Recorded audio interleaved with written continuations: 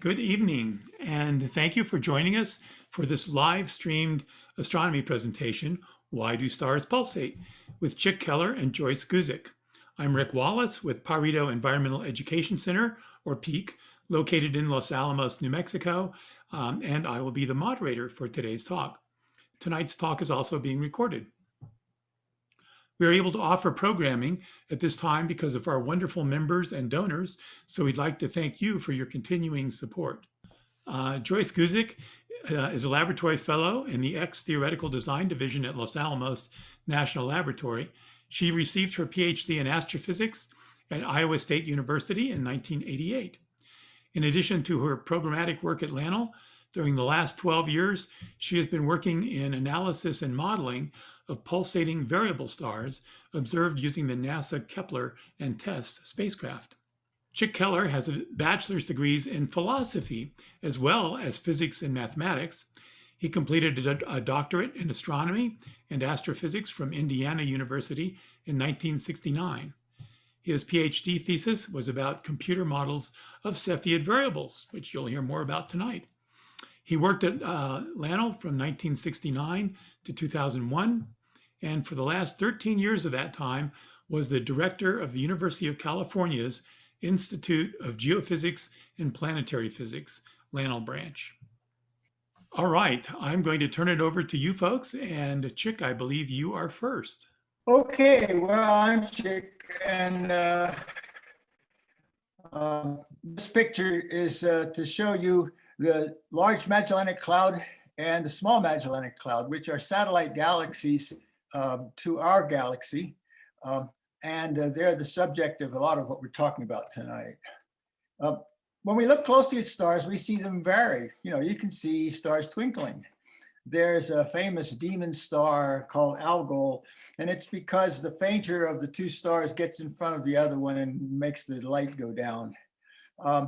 Right now, there are a lot of satellites out there trying to find planets, and they do it by the fact that even the smallest planet reduces the star's light by a little bit if it passes in front of it.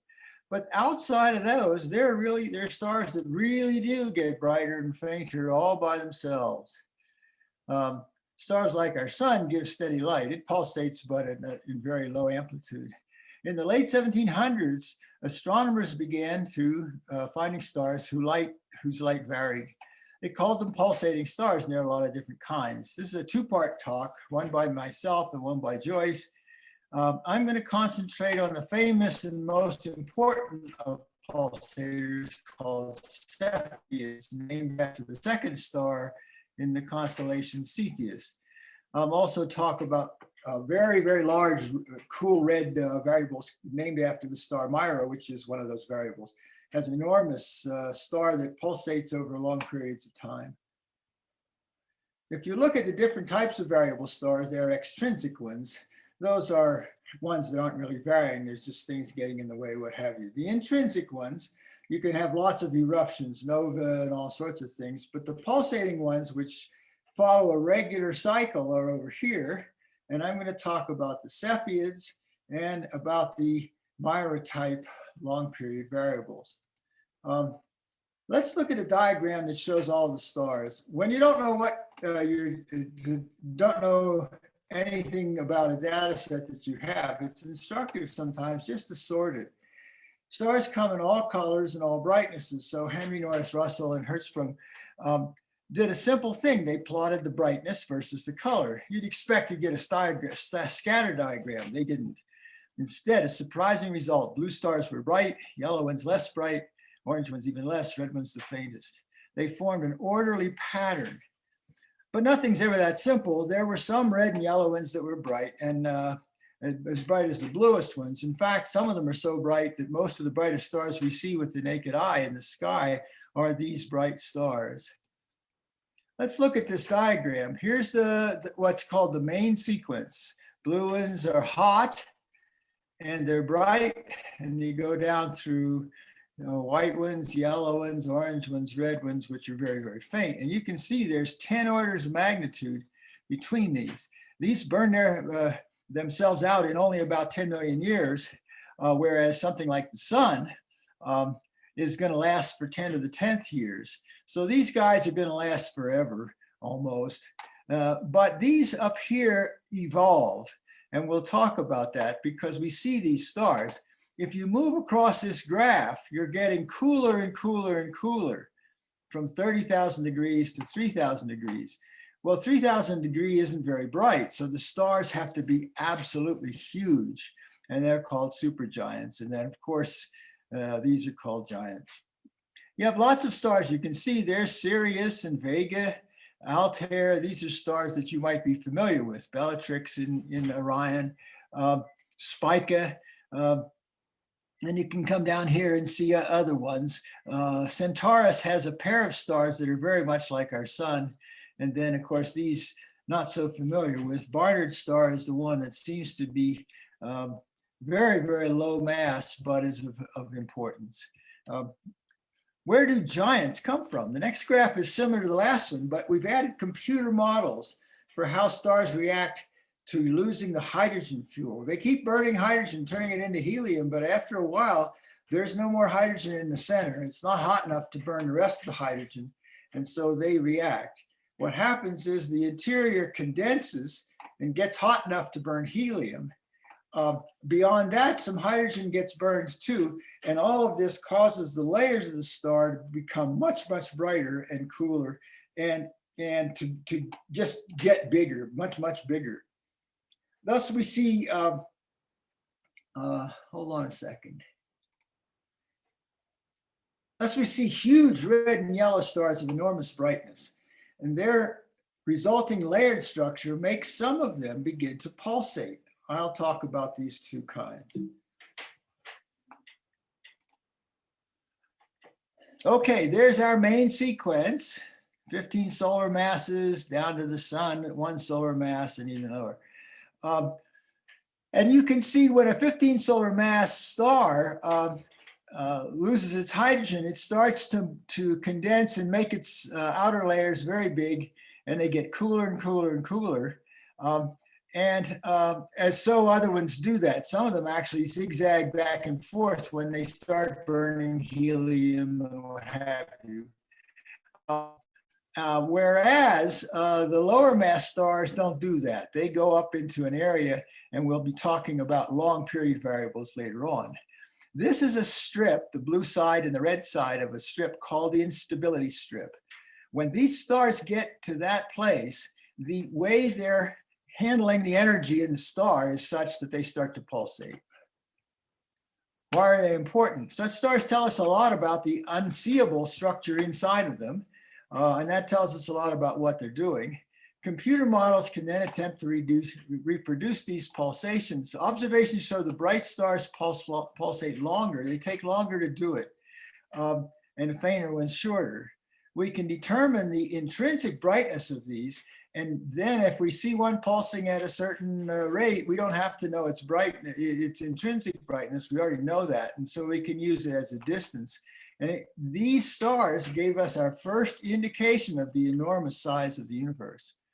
Here's Delta Cepheus right here. And here's a light curve, visual magnitude. It's a 3 magnitude star, and it goes down to a little below 4, and then it goes up and it goes down. And the pulsations are very, very much the same. And you can see they're about 5 or 6 days long. So that was the first one.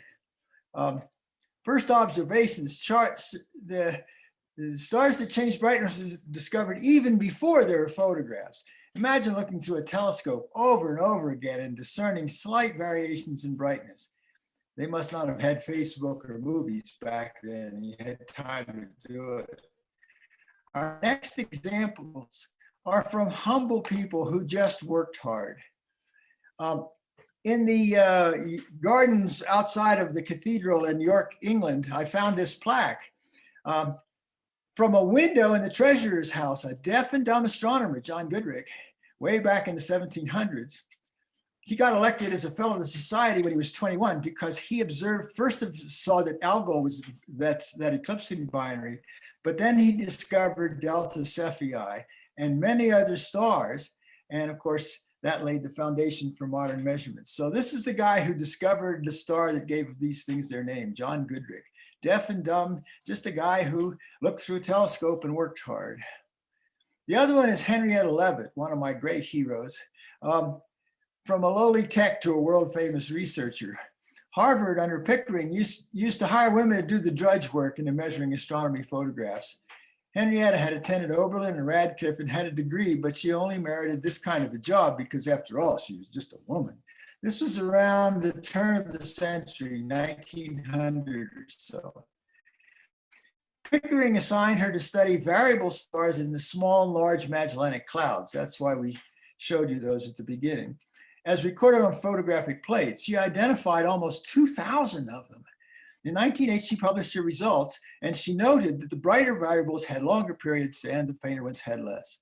Brightness was determined by the size of a black dot on a photographic plate. Talk about consuming and tedious. So of course it was given to a woman to do. So there they are, the large Magellanic Cloud and the small. Both of them are satellite galaxies to our Milky Way. So they're outside the Milky Way, but not too far away. 160,000 light years is not so far away.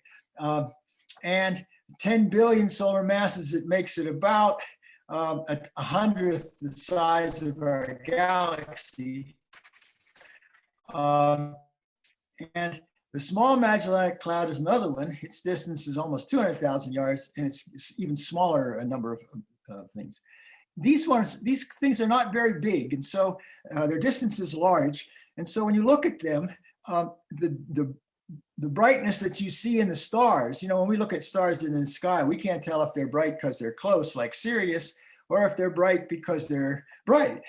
But if they're all about the same distance, within 7,000 light years over being 200,000 light years away, their apparent brightness is probably due to their real brightness. We don't know what their real brightness is, but we know that the variations, if they look bright, they're brighter than the other ones. If they look faint, they're less.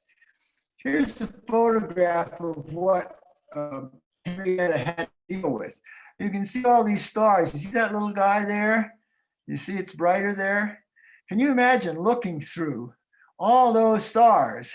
There, I missed it.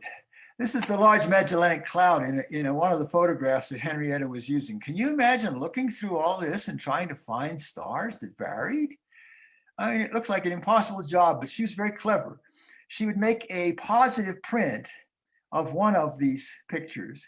There it is, and you can see the faint star. These stars are the same brightness, right? So she then put this print over top of, for instance, this one. And if she did it, she just got gray light. You didn't see any stars at all because the white canceled out the dark. But if the star had changed its brightness from faint to brighter, it would just jump right out at you. And what a clever technique. So she had a lot of work to do, but she was clever enough to use this negative positive technique to do it. Here's a reproduction from her actual publication. And this is the time for a star to pulsate in days.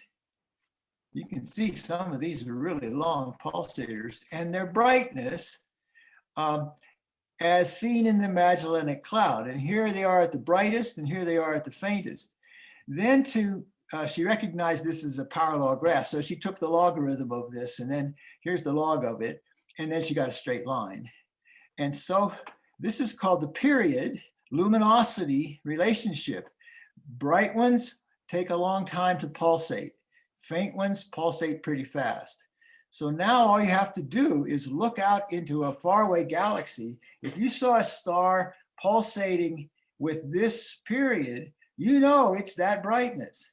So now all you have to do is look in our own galaxy and find out some Cepheids, other methods we can find out exactly how bright they are, how far away they are. Put that star on this, and then you've calibrated it, and then you can use this.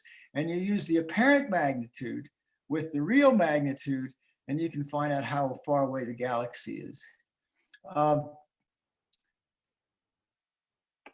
This is the circular in which she said she had this many stars, but she ended up, I didn't get it all. Attention was called to the fact that the brighter variables had longer periods.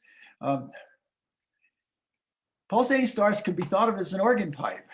Organ pipes have different tones, frequencies, vibrations per second. Variables are, you could call them vibrations per week or per month or something like that, number of days. So the frequency and the frequencies of organ pipes depend on their size, their length. Low frequencies are large pipes, high frequencies are small pipes. It's the same for Cepheids. So you can think of Cepheids, if you could listen to them, speed it up, they might sound like organ pipes. Nowadays, of course, these large Magellanic Cloud, I'm only showing you some of it, is much easier to discern. And even closer, you can even get closer than that to it. And there's the small Magellanic Cloud. And so what they do now is they use photometers, and photometers do all the work. You can see this where we're down to the pixel size, and you can see this star getting fainter and fainter, and then getting brighter and brighter. And so you don't have to do all that painstaking work that Henrietta Leavitt did. So out in these other galaxies, we find these Cepheids pretty quickly. What is the Cepheid doing? Here's its brightness, then it slowly decays, and it jumps up again, slowly decays. And it's getting big when it's bright and small when it's faint, big. So it's actually changing its size in pulsating. But there was a day in which the universe doubled in size, and it was in the 1950s. What happened was, in the Large Magellanic Cloud, the stars are called type 2. They're earlier, older kind of stars, and so they don't have all the higher, we call them metals, oxygen and nitrogen, all the way up to iron. They don't have much of that, whereas classic Cepheids in our galaxy have quite a bit of what's called metallicity, those other elements that these earlier stars didn't have. And there's about a magnitude difference in the two stars. So when we looked here and calibrated it with a particular star's brightness, and then said this star was this brightness, we had the wrong distance. And when they discovered that there was a difference between stars in our galaxy, classical stars, and type 2 stars, they realized that the whole universe had just doubled in size.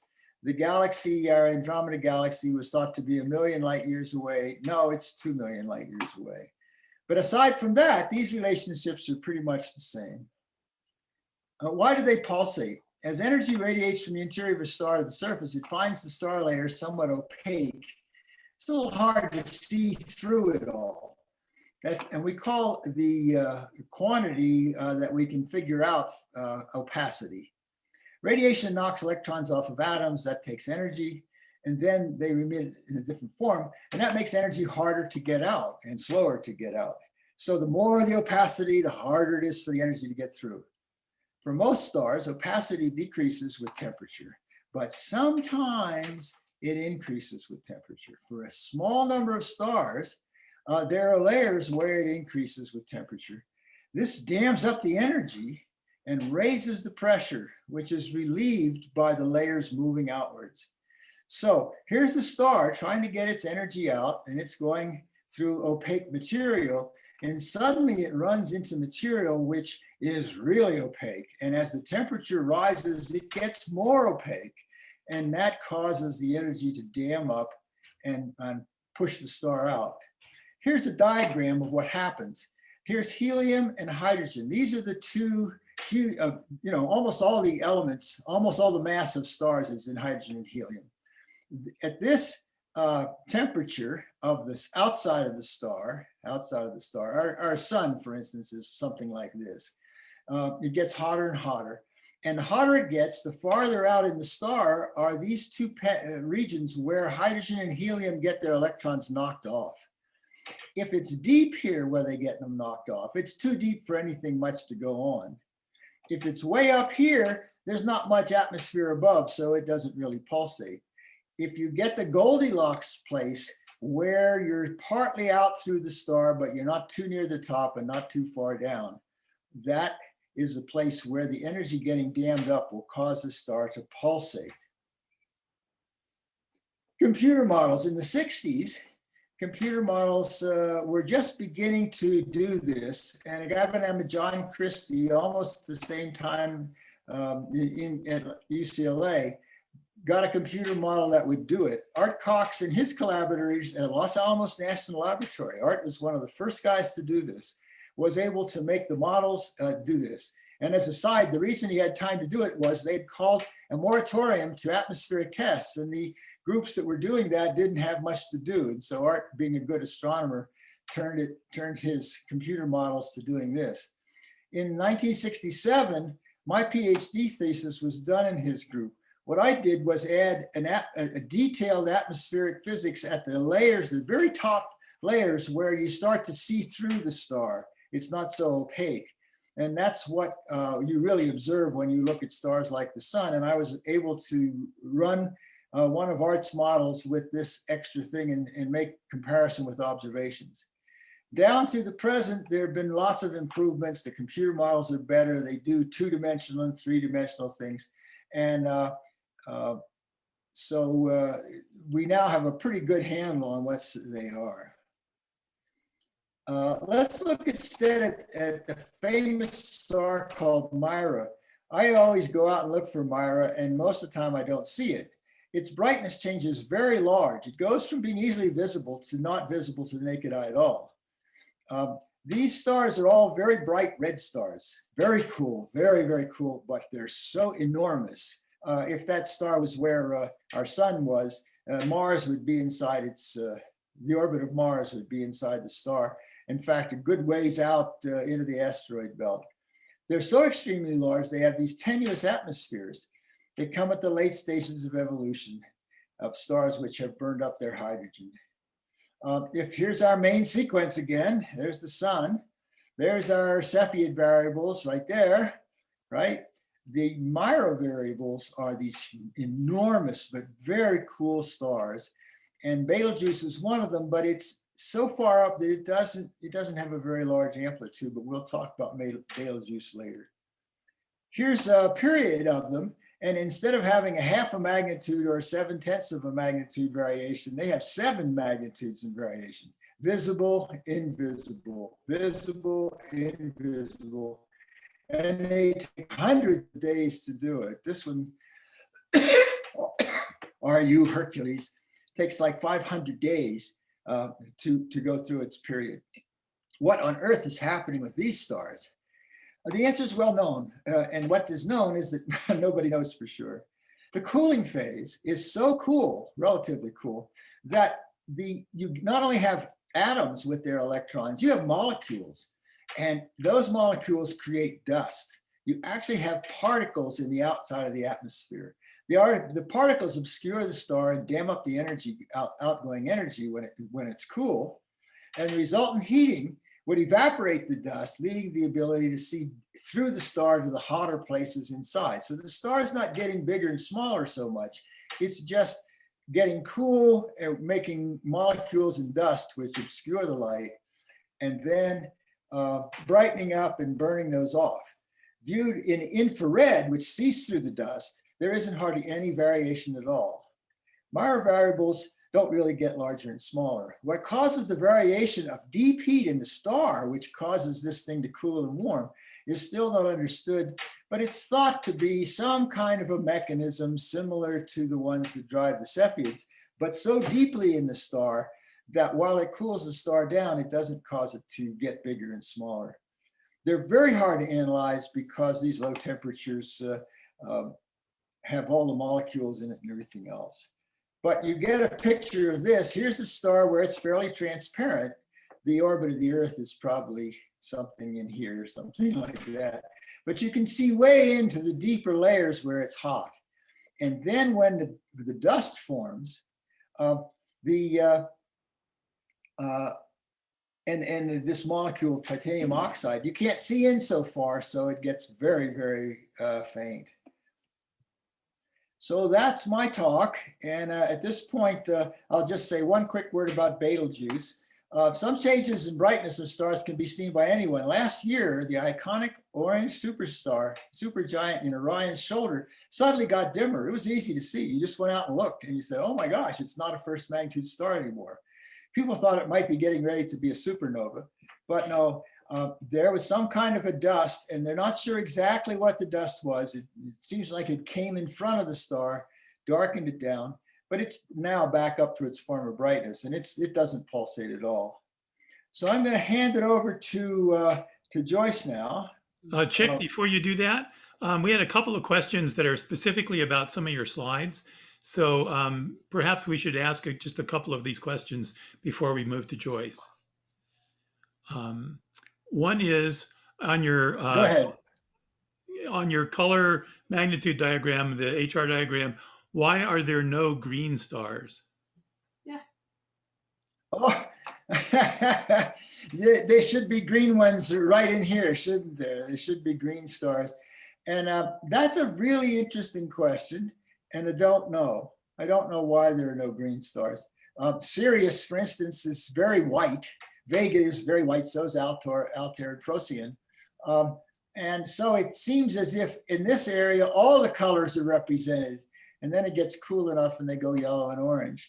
Whereas here, they're so hot that you see only the blue. Why there are no green stars, I don't know. Someone once explained it to me, and I don't really know if this is true, as a biological effect, in the sense that you have a large range of stars that are very hot, that are very blue. And so you can see a lot of blue stars. You have a large range that are red, so you can see those, but you have a much smaller range that would be green in between the yellow and the other colors. And your eyes are just adapted to yellowish green so that those kind of stars look white. So they explained it as an adaptation of your brain to the way the cells in your eyes work, but I'm not sure if that's correct. Well, certainly, if you look at the frequency of these stars, that you measure with filters and that, you would probably notice the green light, but your eyes don't see them. Yeah. The other thing, of course, that happens is when light is very faint, the rods in your eyes are very sensitive to faint light, but they're not sensitive to color. And so the fainter an object gets, the less you can see color. Yeah, Galen explained it better than I did. He said the sun actually peaks in the green, but because the peak is broad enough to include yellow and blue, the effect on your eyesight is that you see them as yellow, sort of yellowish, and you don't see the green part because it's too narrow a frequency range. So the other question is, why do some stars have an increase in temperature as the energy moves outward? You mentioned that most stars have this feedback effect with opacity, but some have the opposite effect, where they increase in temperature as the energy moves outward. Let me go back to that, if I can find that picture that I showed there. They all do, but when they're cooler stars, that happens down deep enough in the star that it doesn't cause pulsation. When they're hotter, it happens up too high and you don't get the pulsation. But they all have that increase with temperature. But if you just have to be in the Goldilocks zone of the right structure of the star for these two elements to be losing their electrons just enough to dam up the energy and make the star move. Too deep, it doesn't do it. Too high, it doesn't do it. But they all do the same thing. Okay, I guess at this point, in the interest of time, we should move on to Joyce and let her give her part of the presentation. Okay, so I'm going to elaborate a bit on Chick's talk. Some things I'll have in common with it, and some will be a little bit different.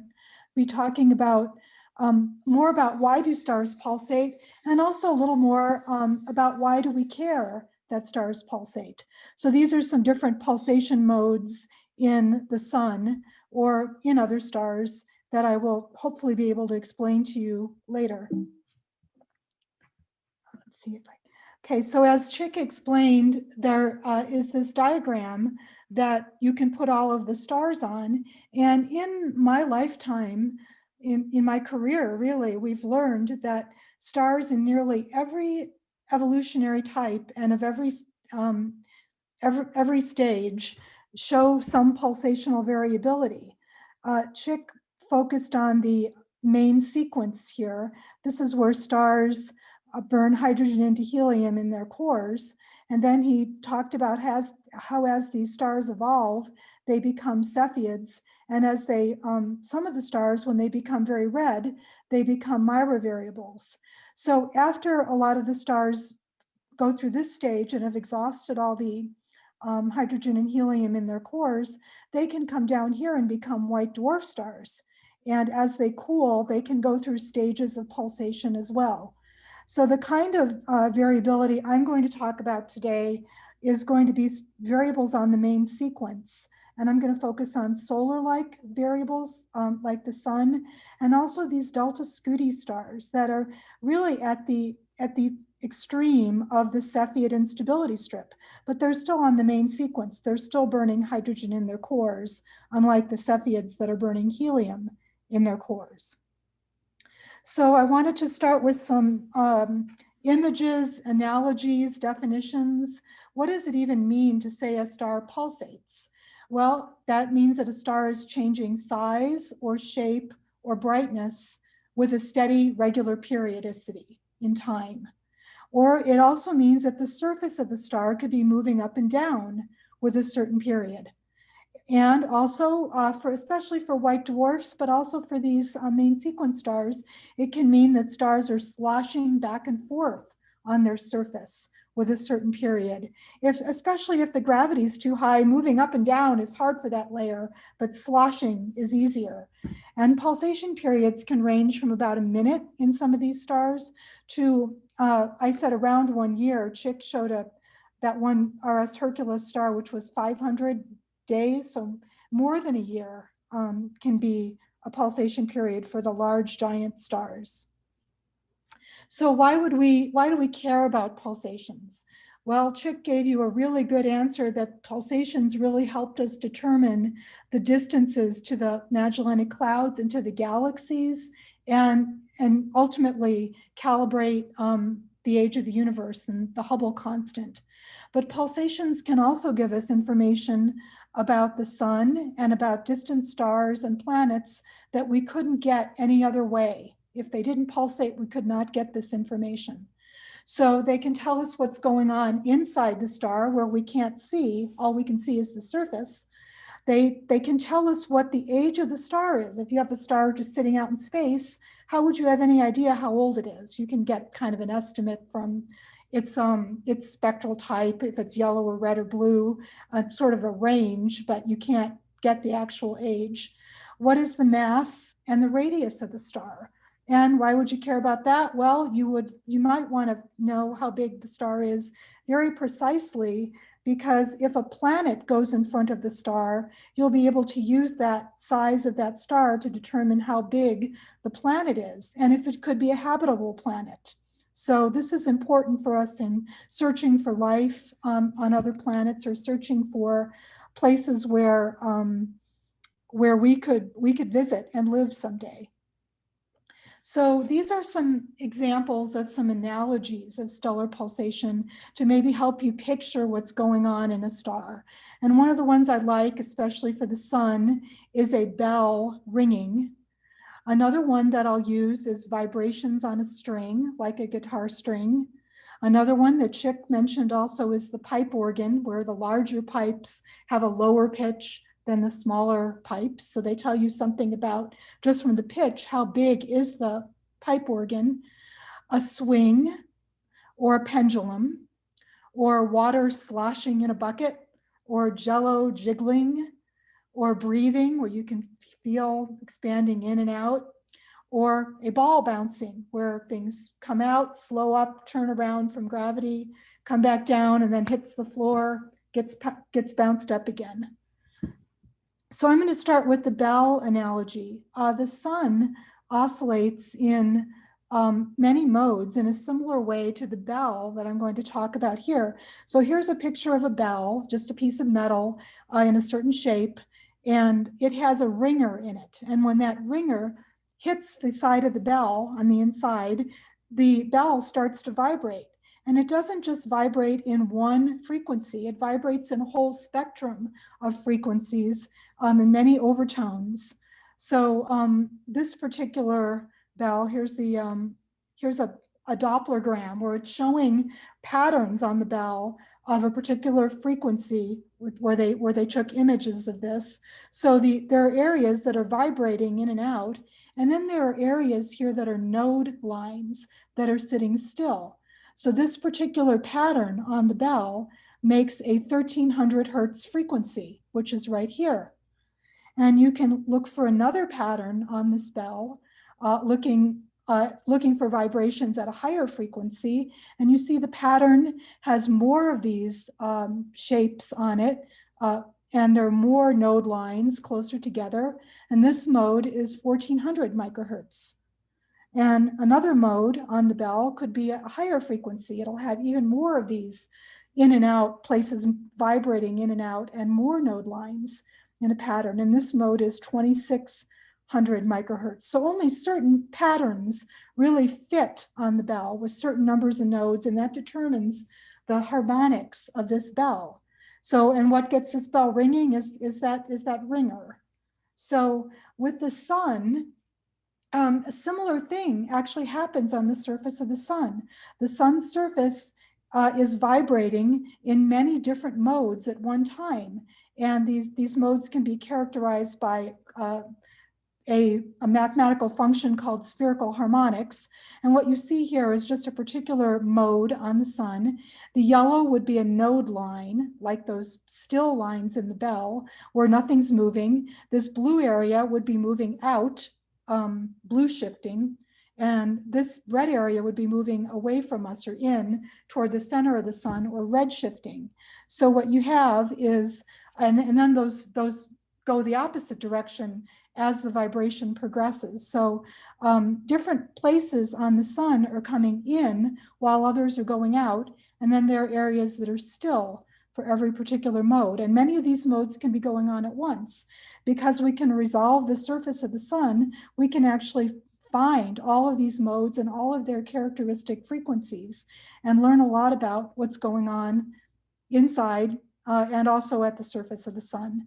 So what is ringing the sun? We don't have a ringer, but what we have in the sun is in the outer layers, the sun is boiling or convecting, and big cells of hot gas are welling up from the center and coming toward the surface. And then when they hit the surface and turn around again, they basically ring the bell. They keep it vibrating. So these rings damp out, and then they get hit again by convective cells as they come up, and it just keeps vibrating with a typical period of about 5 minutes for the sun.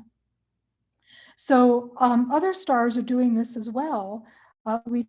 Chick mentioned Alpha Centauri A and B. Those are almost the same mass as the sun. B is a little bit less massive than Alpha Centauri A. And the masses of these stars are going up as you go up this graph. So you see the sun here, here's its frequency spectrum, just like that bell spectrum with the different modes with the different hertz numbers I've labeled. Well, for the sun, those are microhertz, not hertz, so they're a million times smaller. So the sun has patterns here. Alpha Centauri B is smaller, and its main frequencies are higher, so it's higher pitched than the sun. Alpha Centauri A is bigger, and its main frequencies are lower, so it's lower pitched. And as you go to bigger and bigger, more massive stars, this main set of frequencies gets lower and lower. So by measuring these frequencies, we can learn about the mass. And it turns out by the spacings of these frequencies, you can learn about the mean density. So then you can also get the radius of the stars. Another analogy that I talked about was the vibrations on a string. So maybe you've done this with a jump rope, where you have, you can make it vibrate. You can have somebody hold both ends of the rope and go up and down at the same, or or just vibrate it, and the middle of the rope will come up and down, or just a long guitar string and you pluck it, there'll be a mode, and that would be the fundamental mode. It has no nodes in the center. Then you can touch the string at some point and the pitch will go up if you try to vibrate it. This is a mode that has one node line in the center, and the other halves of the string are going up and down in opposite directions, and that's a first overtone mode. And then you can have a string where you have two nodes on it, and there are three sections going up and down in opposite directions next to each other, and that would be a second overtone mode. So inside the sun, it turns out that this is going on as well. This is the surface of the sun, and this is the center of the sun. And there are different modes where parts of the sun are moving out. This would be out, and other parts are moving, while other parts are moving in. And then there are node positions where it's not moving at all. So this is a particular mode with 23 node lines. So it's like you had a string and you pinned it in 23 places from the surface to the center. And here's a mode. This mode, by the way, doesn't have any patterns on the surface. It's all just coming in and out together on the surface, but it has 23 places in the inside where they're going in and out. This one is a L of 10, so it has 10 of those patterns on the surface around it, but inside there's 19 places where there are nodes where the string is pinned down, basically. And all of these have different frequencies. And by measuring these, we can tell things about this inside of the sun, the sound speed, density, all kinds of things, all the way to the center of the sun. So this is how, and this can be done with other stars as well, although we can't get these high L modes because we can't see as many patterns on the surface of other stars. So by using solar oscillations, we were able to find out or verify our computer models of the sun. And we found out that the sun center is 15.7 million degrees, and it gets cooler on the way out. The center is 150 to 160 times the density of water, so very dense. That convection is actually occurring in the outer 30%. This picture is a bit old, from 2001. That looks like less than 30%. It really has this boiling motion where these hot cells are coming up and down in the outer 30%. The sun, we found out, is about 4.6 billion years old, and that's because it's burned enough hydrogen into helium that it made the center denser than it would have been if it were younger. So we could pin the age down pretty accurately. The sun, we know, is increasing in radius and luminosity over time, and it's going to run out of fuel and turn into a red giant in about 7.5 billion years. It'll get hot, too hot to live on the Earth way before that. So do we care about that with other stars? Well, if we're going to go set up a colony or look for life on another star, you want to find a star that's been around long enough that life could have formed on the planet, but you also maybe don't want to go visit or go live around a star that's about to become a red giant in a few 100 million years. So knowing the ages of stars is important for our search for life. And here's a third analogy I will talk about, and this is the swing. So here's a swing just sitting by itself, and the wind may come by and just bump it, and it will start swaying back and forth at some period. So this would kind of be like the bell, or ringing the bell with the convective cells. It's called stochastic excitation or random excitation. The swing will vibrate a little bit, but then it'll damp out and stop, and another gust of wind might come by and get it started again. Well, there are stars like Chick talked about also that are driven by this mechanism with opacity inside the star. So this is kind of trying to picture that. Here's a person on a swing. Well, if they want to get the swing going up high, you have to pump the swing. You have to basically kick your legs out and lean back just at the right point as you've come back here behind the swing, and then you should go forward. You can, I guess you pull again and come back, and you can get the swing pumped high to higher and higher amplitude, and you can just keep it going. And that's what happens in a lot of pulsating stars. It's what happens in the Delta Scuti stars and the Cepheid variables that Chick talked about. So, and this is another example here where somebody is pushing the swing. You know from your experience, you have to push it at just the right time to get the swing going. So that's like Chick's Goldilocks zone. You have to have the layer in the star at just the right place so that a push gets the amplitude higher and higher. And as it comes back, you push again at just the right time to get it pulsating. This is a picture of opacity, or how resistant the radiation is to getting out of the star versus the temperature in the star. So the center of the star would be off to the left here, and the surface is to the right. So what happens is radiation is trying to get out of the hot center of the star, and as it comes along, if it reaches one of these high opacity regions, the radiation can't get through. Instead, and I'm going to talk about this region right here where helium is ionizing, because that's where the Cepheids and the Delta Scuti stars will pulsate. The radiation is trying to get out, and it hits this region where there's one electron still left on the helium. That's why it's called helium plus. It's actually positively charged because there's two protons. You can see this helium atom here. There's two protons that are the positive charges and the two neutrons, and then there's two electrons. Well, this region, one of the electrons has already gotten knocked off the helium atom, but the other one hasn't. And so when energy tries to get out, instead of just working its way through, it knocks off the other electron. And this causes more particle pressure, more internal energy, and blocks that radiation from getting out. So this layer heats up and expands and comes outward. And then when it cools, the electrons can go back onto the helium, at least one of them does, and that layer, radiation can get through it again and it falls back down. So then when it comes back down, radiation's ready to knock the electron off again, just like the swing. So this layer gets pushed on periodically, and it's in just the right place for Delta Scuti stars and Cepheids.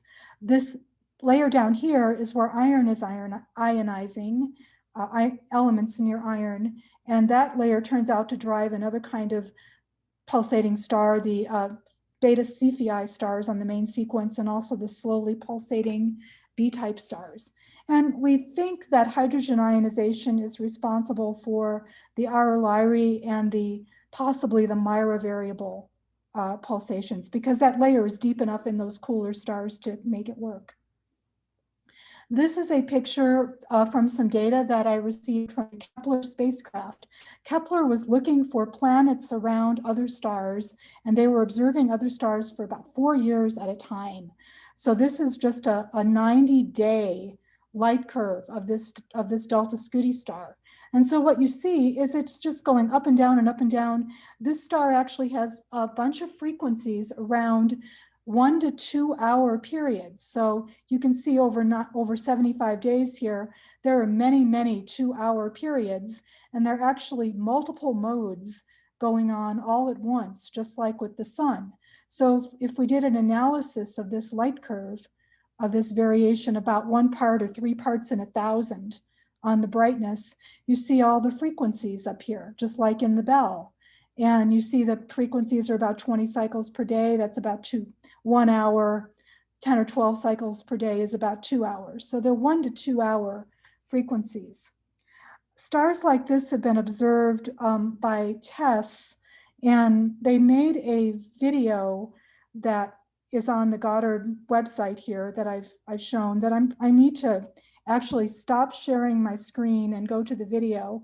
This video is not an actual picture of a Delta Scuti star. It's a reconstruction based on some data of 55 modes or so, and it's sped up where 1 second of video is about 2 hours. So what you'll see every second or so is a flash of light. They're going to start by showing it to you at the on the pole and then rotate it to the equator, and you're going to see these flashes. Some of them are going to look like sloshing. It'll flash at the top and then slosh to the bottom. Some of them, the whole star is getting bright at once. So let me see if I can show you this video. I can figure out how to find my cursor. Okay. How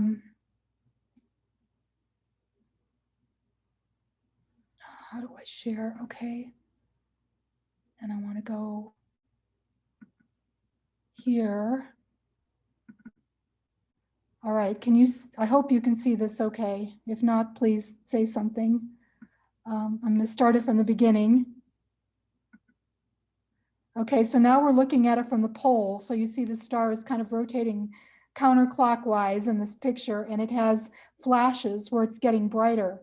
And now they've rotated the video to the side. So you see it going around and you see it getting brighter at the equator, then sometimes brighter at one pole or another. So these are all of these different modes that we are able to observe. We can't get as many patterns from far away like we can with the sun, but that's their reconstruction of what it would look like. And they've also done a sound video where they've sped this up 54,000 times so you could actually hear the pulsations. So I hope I can share back to my PowerPoint again and go to the next one.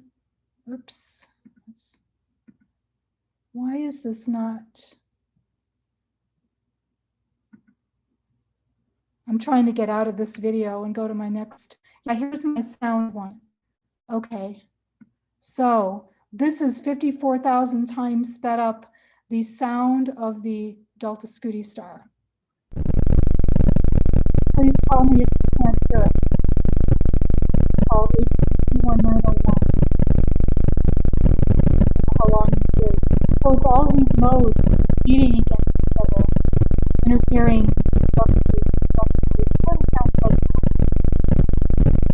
Any modes going on. This is a pretty recent video, which is dated, oh, like May of last year. Okay. Joyce, yes. We could not hear you very well when the sound was on. We could hear the sound, but could you repeat what you said during the sound? Sure. I will. Can you hear this now?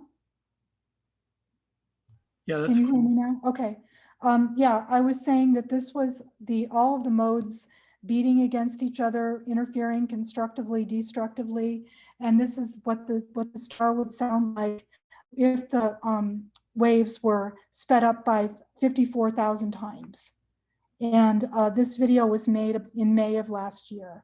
This star was studied fairly recently with a paper published in Nature.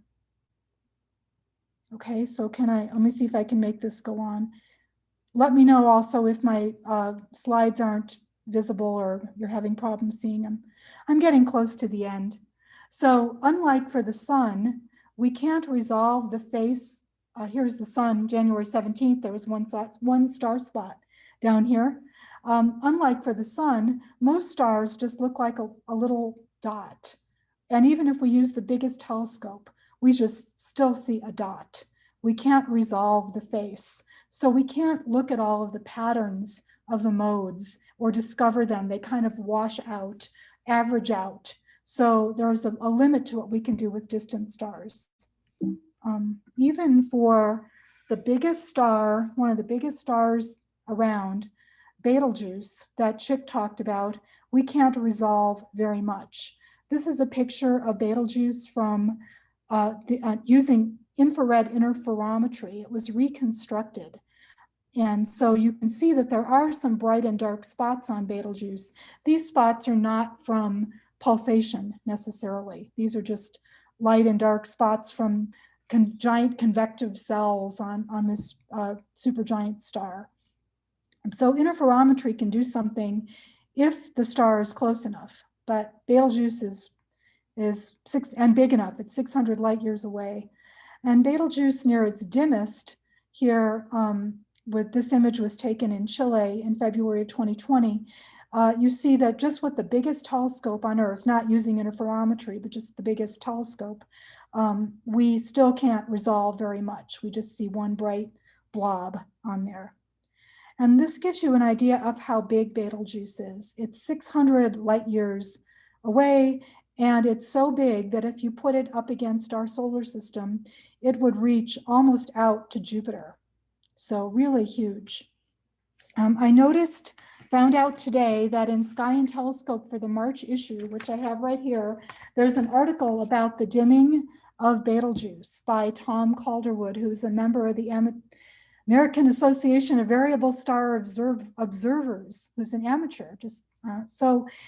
He led a lot of the observations of Betelgeuse. Amateurs are contributing all the time to variable star research. So he talks about the dust that Chick mentioned that's probably causing the dimming, but there's more to it. They don't know really where the dust came from. Did it get pushed out of the star, or was it just something out there that's orbiting in front of the star? There's more to this. And he also says that Betelgeuse does have a period of a pulsation of about 420 days, which I did not know before. So there's a lot more to learn about Betelgeuse. So the last thing I'm going to talk about is how pulsations will help us learn about planets. So this is a picture of the Mercury Transit from November 2019, where I'm out at Overlook Park trying to photograph it. And you see Mercury here is just this very tiny dot going across the face of the sun. It only blocks 0.0012% of the sun's light. And here's a picture from the internet where you can see over time Mercury crossing the face of the sun. And earlier in 2012, we had a Venus transit. Well, Venus is a little bit bigger than the planet Mercury, and it blocks 0.0076% of the sun's light as seen from the Earth. So there's Venus transiting in 2012, and that it also transited in 2004, but that wasn't visible from New Mexico. So the Kepler and TESS spacecraft Kepler was launched in 2008, and its mission ended in 2018. TESS was launched in 2018. It is still working today. In fact, proposals were due today for the next cycle of observations. These are both looking for planets by trying to observe transits on distant stars. So because the stars are far away, we don't see the face of the star and a planet going across it like we would see Mercury and Venus. What they see is a very small dimming of the star, like we get from Mercury and Venus crossing, but just a couple of tenths of a hundredths of a percent, thousandths of a percent. So here's a particular planet crossing in front of a distant star, and you see the light on average goes down, and then as it, because it's blocking light from the star, and then the light comes back up again. Well, by measuring this depth, we can tell how big the planet is relative to the star. What is the planet's surface area, which is basically dark, relative to the star? Well, that's fine, but we don't know what the size of the star is, except for pulsations. Pulsations can tell us how big the star is. They can tell us very accurately its mass and radius. They can even tell us how old the star is. Was it just formed? And if we know how big this planet is, we can say, is it as big as the Earth? Is it bigger? Is it smaller? If we can get more than one of these eclipses, we can tell how long its year is, and then how far away is it from the star? How much like this planet is our Earth? So Kepler's discovered only about 30 planets in the habitable zone. It turned out it wasn't as sensitive as they had hoped. The K2 mission, which went on, discovered some more, and TESS is now finding planets around nearby stars. I don't know how many are in habitable zones offhand. This is a picture of this is my last slide, a picture of a star discovered by Kepler 425b. It's a long way away. It would be hard to visit this star, 1,400 light years away. The planet is about 50% larger than the Earth. I looked it up. Its gravity is estimated to be twice Earth gravity, so it'd be really hard to walk around on this planet. But its year is just about 385 days. The star it goes around is 20% brighter than the sun, and the planet is we know from pulsations 6 billion years old. So it's probably most of the way through its lifetime of burning hydrogen into helium in the core. So this is the kind of thing you can learn from studying pulsations that we've been able to do in the last 30 years or so. Okay, I'm going to stop sharing and we can take questions now. Thank you. Great. Thank you very much, Joyce. We do have a couple of questions. Let's see. There we go. First one is you showed the graph of stars that had pulsations going down into the center of the star, pretty far deeply into it. How do you find frequencies on stars whose surface you cannot see, or how do you find vibration modes inside a star? Right. Okay. So when I showed you the picture of the Delta Scuti star that was observed by Kepler, what we do see is we see the star varying in brightness over time. I'm going like this, but really it's every couple hours for a Delta Scuti star, except that's not even, it's not regular. There are some of the pulses that are higher or lower than others. So there's many different overtones that are merging together to make that light curve, that brightness curve versus time. So then we use a technique on that called a Fourier Transform, which is basically what they are doing with that bell that I showed you earlier, to break up that light curve signal into all of its harmonics. So then we find all the individual frequencies that are working together to make that light curve. So, now we know all the frequencies. Now we have to interpret those frequencies. So we have to use stellar models to say, well, what mass, what age star will reproduce that set of frequencies exactly? And it's really hard to find any, and to tell you the truth, that match it exactly. We get these frequencies may have particular spacing.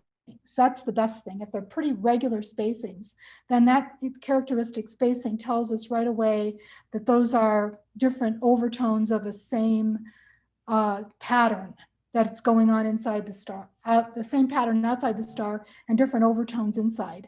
Then we can use that to figure out the density of the star. If they're not exactly the same, that tells us that how the density is varying inside the star, if the spacing is changing. So we use clues like that to give us some idea of what's going on inside. How does the uncertainty in the models affect the uncertainty of your final analysis for the vibrations? It affects it quite a bit. Sometimes when we can't find any pattern, we have to find models that are as close to fit as we can. I have seen, I talked about ages. We could get ages of stars. Well, maybe we could only get within 1 billion years, but that's better than, if the stars could be between 0 and 10 and we can get within 1 billion, that's pretty good. Sometimes we do better. So, and I think you mentioned that you're trying to fit these observations to the models also tells you something about how good the models themselves are.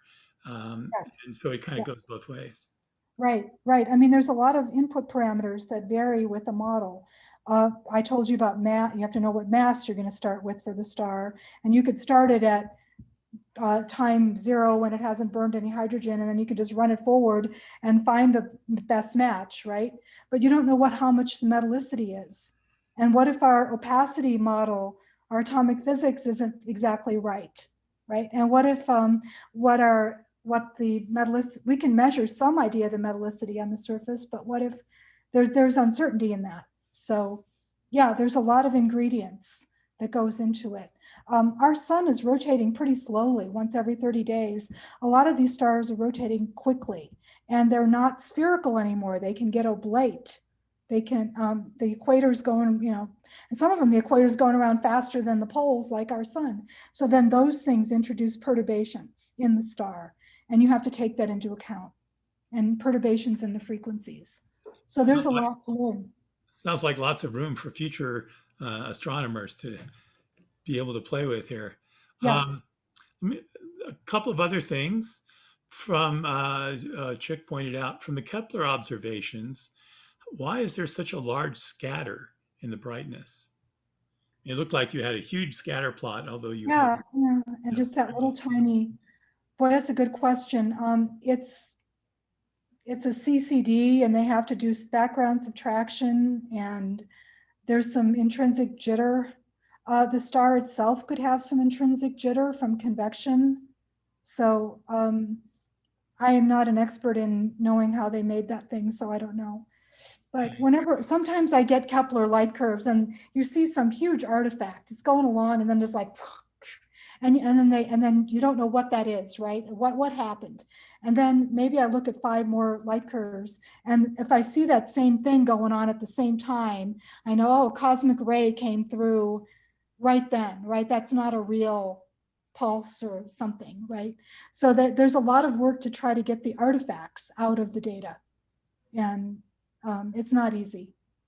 Yes, I've heard that the reason it takes so long to verify some of the candidates is that they're going through their computer models and they're looking for the tiniest little variation over something with huge noise.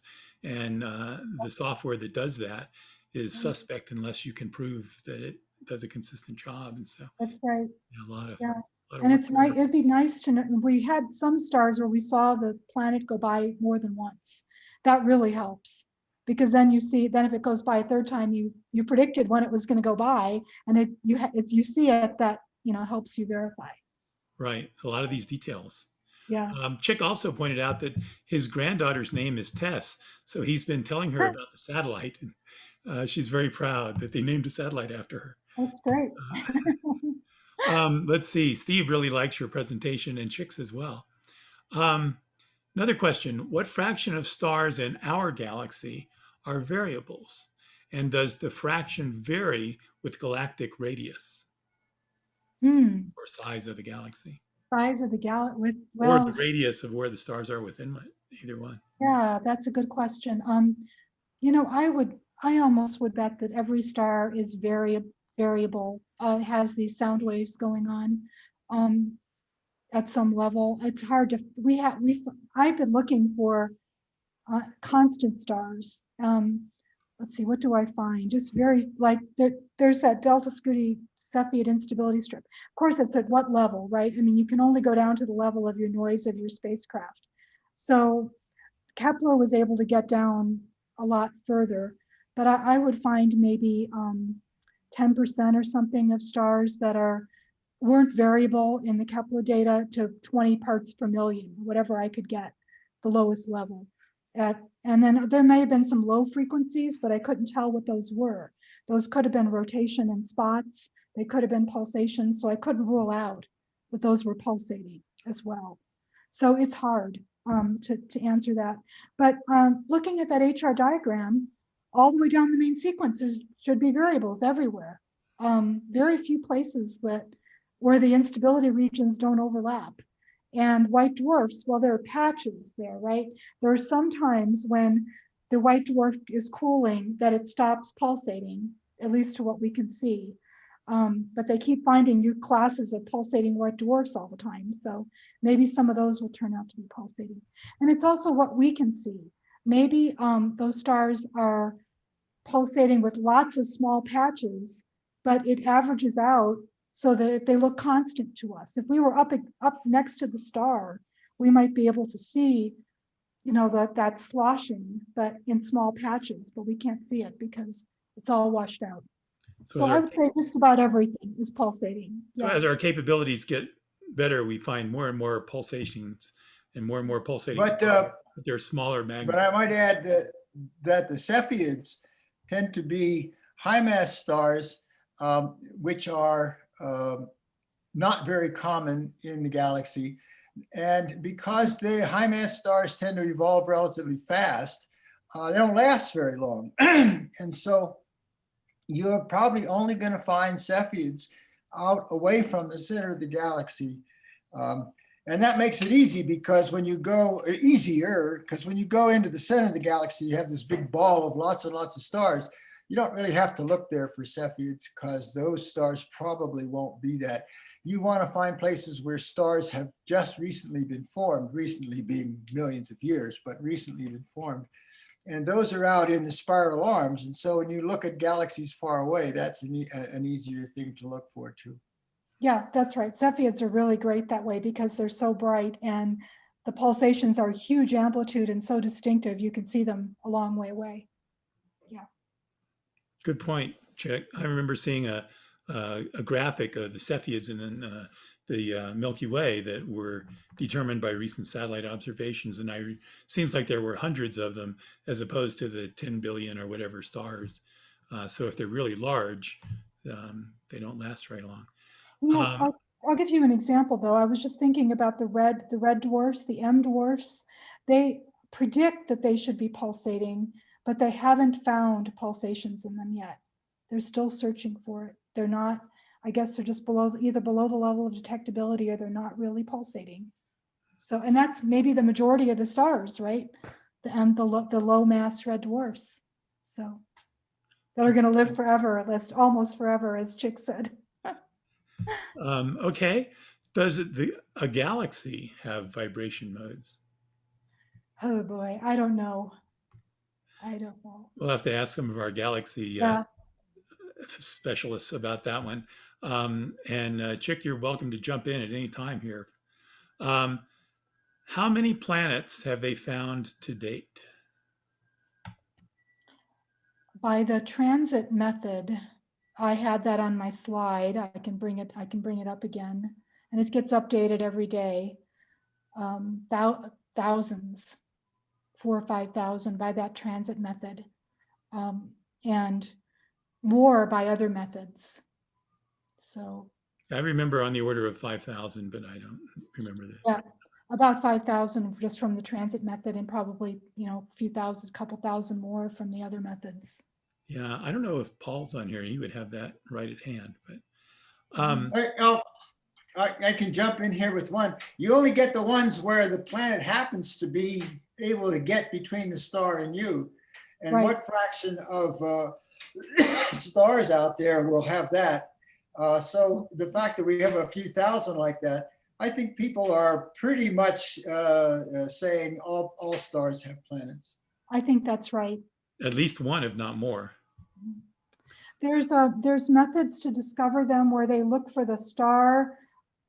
It'll be maybe a big giant planet, but the star will wobble back and forth because its center of mass with the giant planet is in the middle somewhere. So it's really going around the common center of mass. And so if they can see a star wobble back and forth, they know it has a giant planet by it. The planet may not be eclipsing it, but that's how they found some of those, many of those. Okay. Let's see, the last question I have, and we might need a little more information because we were talking and I didn't pay attention to when it came up. Steve Becker, you said some of those are flare stars, but I'm not sure which those you were talking about because I'm not sure where that question is. We're talking about the M dwarf stars. M dwarfs, yeah. Yeah, a lot of those are flares. Absolutely, there you can see the flares in the Kepler data big time.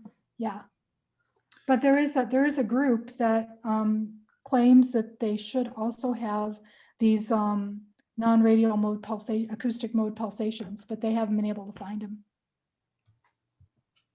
Okay, well, I guess those are all the questions that we have. That came in from viewers. Joyce and Chick, thank you again so much for sharing with us tonight. So everyone, enjoy the dark nights of the winter season, and we hope to see you again soon. Good night, everyone. Okay, good night. Thanks, Rick.